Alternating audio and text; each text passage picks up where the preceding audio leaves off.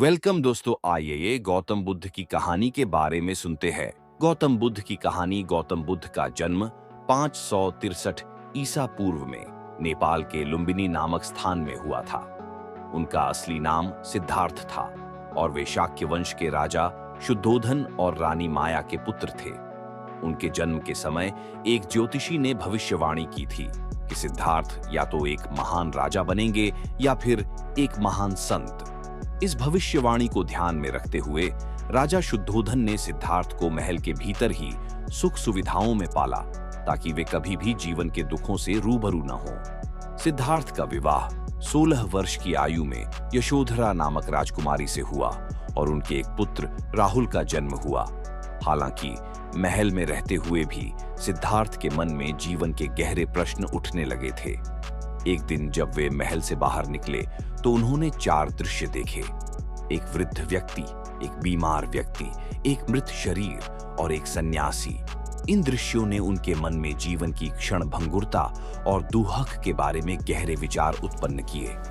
इन अनुभवों के बाद सिद्धार्थ ने निर्णय लिया कि वे जीवन के सत्य को जानने के लिए अपने घर और परिवार को छोड़ देंगे।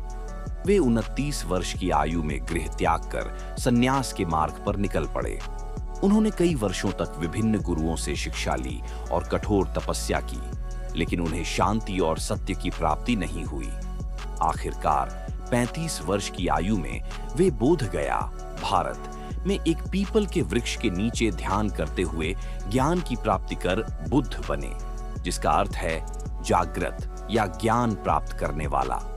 इसके बाद उन्होंने अपने शेष जीवन में लोगों को दुखों से मुक्ति पाने का मार्ग सिखाया, जिसे उन्होंने धर्मचक्र प्रवर्तन कहा। बुद्ध ने 4 आर्य सत्य बताए। 1. दुख, जीवन में दुख अनिवार्य है। 2. दुख का कारण तृष्णा, इच्छा है। 3.